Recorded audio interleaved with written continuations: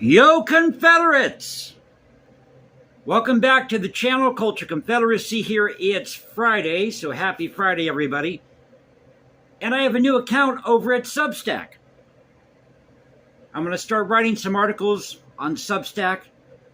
So just look for me at Culture Confederacy on Substack. In fact, I was up all night the other night trying to work on this article, trying to figure out how to use Substack. It works kind of like X, or what was known as Twitter. But at any rate, I want to share this article with you. Tell me what you think. Because there's been a lot of talk lately about equality, equity, how America is this cohesive whole, and that's not really true. Yes, we share certain common interests. But you have different regions of this thing called the United States. Each has its own culture, in some cases, their own religious sect. I mean, look at the Amish. So I want to share this with you, and thank you again for watching, subscribing, being a part of this thing called the Culture Confederacy. As you know, I love doing this channel, and there are no fancy graphics, epic soundtracks, pretty boy camera angles. It's you, me, my smartphone, the news of the day, and this crusade to preserve great art, music, history, and culture. And I kind of talk about that in this article, so indulge me today. Tell me what you think, as I said, in the comment section below. So the title of the article is Violas and Confederate Flags. Odd title, I know, just bear with me. Now, I'm not a journalist, politician, artistic genius, or claim to have the answer for world peace. Now, if you have the answer for world peace out there, let me know in the comment section. Please, we all want to find world peace. Nor do I hobnob in the social enclaves of LA, Chicago, or New York. What I am, however, is an American. I love being an American. Absolutely love being an American. I get up and go to work, pay the rent, eat, sleep, and use the restroom like everyone else. In short, I'm real. Unlike the dolled-up figures in the runaway media in D.C. I also write music in my spare time, and there isn't a day that goes by that my stereo isn't cranking with the likes of Bernhard Romberg, Willie Bobo, Luka Serkochevic, or Ray Bryant, all while sipping on coffee, smoking a corncob pipe full of good old American burley, and checking the day's headlines, occasionally looking up at my studio apartment wall, which proudly displays a bonnie blue tea-stained Betsy Ross and Confederate battle flag. Who is Luka Serkochevic, Bernhard Romberg, and why do you own a Confederate battle flag? What's that other flag called, you ask? See, I can't even read my own article here. Serkochevic was a Croatian composer of the classical era, Romberg a contemporary of Beethoven, practically unknown today. Great music, by the way. Great composers, great music. The bonnie blue, the root of the Confederate battle flag, first raised when settlers at the short-lived Republic of West Florida declared independence from Spanish rule. You probably don't know that story, just as the name Romberg or Serkochevic may not be familiar. And that's okay, because the historical record is full of such stories, men and women that are rediscovering today, or that we are rediscovering now. History is never straightforward. Neither is politics. Oh, American politics, split down the middle, Republican, Democrat. Are you liberal? Are you conservative? Like the viola, I'm personally somewhere in the middle and forgotten.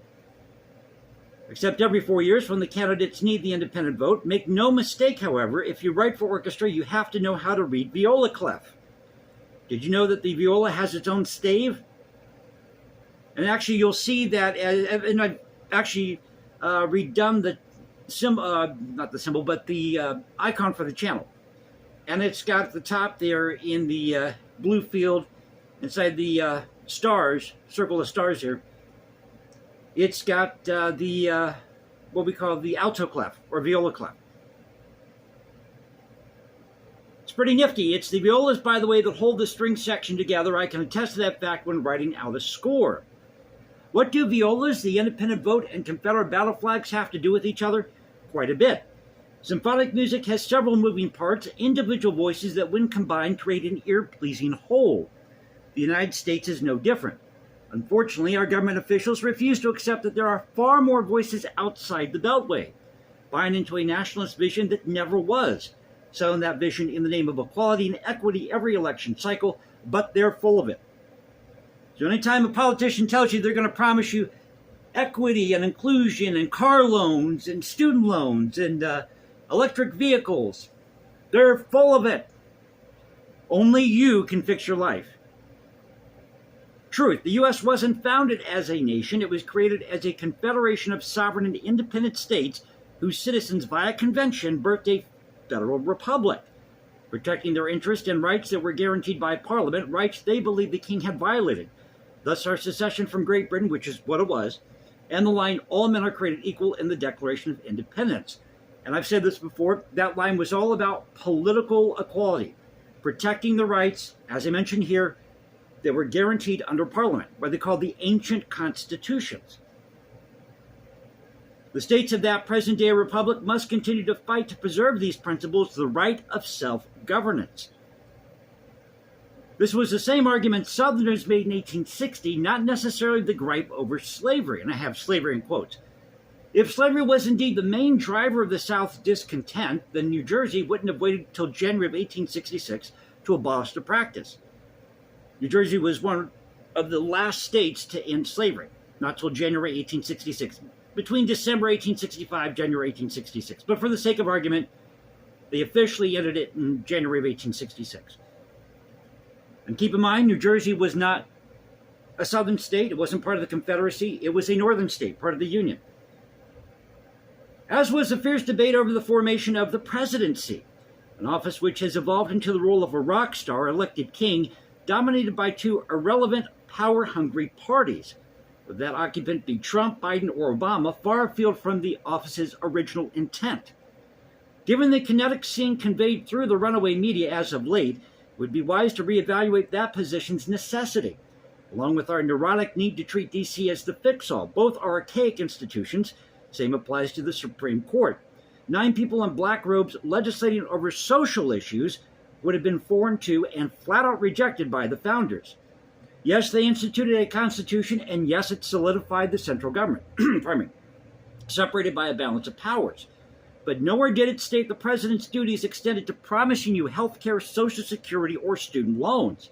Neither did it require Washington, D.C. to be the meeting ground for Congress, let alone restricting policymaking to 2 political factions. So why do we only have Republicans and Democrats? There should be more people in the fray here. Any wonder why, then, the population is so split? Why the debt has reached exorbitant heights, or a Sivius border, and events such as January 6th? Bloated government, the entanglement in foreign conflicts that don't benefit us, and the blame game of politics are indeed a toxic mix. Problem is, no one is willing to fix the malaise, a result of sheer embarrassment or laziness. Take your pick. It is. It's just people being embarrassed that they've made these mistakes and being too lazy to fix them. Worried about being Republican or Democrat or staying on your side. Knowing what I know now, that the journey of the United States is multi-layered, I will never again see my Confederate battle flag, Betsy Ross and Bonnie Blue, as symbols of white supremacy or oppression, for they are an integral part of the American fabric. Shame on those who twist any object's meaning to fit their skewed ideology. You do not represent me nor the people of the South or the painters, writers, composers, men and women who sacrificed everything to shape the greatest bastion of freedom the world has grown to envy. But let's be honest, and this is key, folks, pardon me. But let's be honest, the United States cannot function effectively and efficiently until we come to the realization that our cultural, political, and regional differences are our strength, that we are not as unified as we think. The founding generation understood this. A certain level of division is healthy. California and New York should not dictate what Texas and Florida can do. Neither should D.C. For when we finally admit that we have always been divided, only then can we find unity. So I thought I'd share this with you. Hope you enjoyed the video. Again, let me know what you think in the comment section below.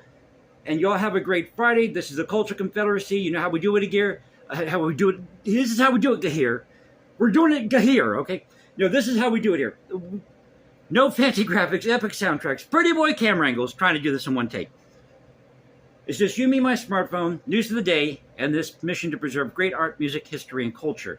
So again, find me over at Substack. I'll be writing more articles. and be posting some more videos soon, but I thought I'd share this with you today. Definitely go over there to Substack, check out the article, share it with your friends, and thank you again for being a part of this thing called the Culture Confederacy. It's a real honor to do this channel and to bring you these videos. Take care, everybody, and have a great weekend.